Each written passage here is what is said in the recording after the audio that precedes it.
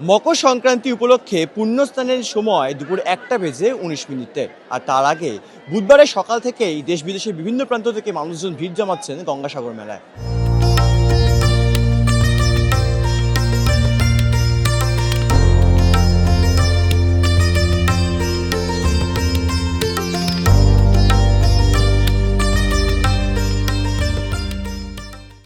हम समस्तीपुर बिहार से आ रहे हैं।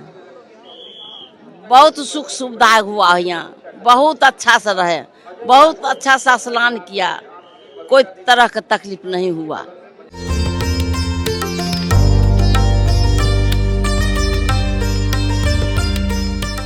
সব তীর্থ বারবার গঙ্গাসাগর একবার, আর তাই মকর সংক্রান্তি উপলক্ষে গঙ্গাসাগরে স্নান সেরে কপিলমুনির আশ্রমে পুজো দিতে আসছেন লক্ষ লক্ষ পুণ্যার্থীরা।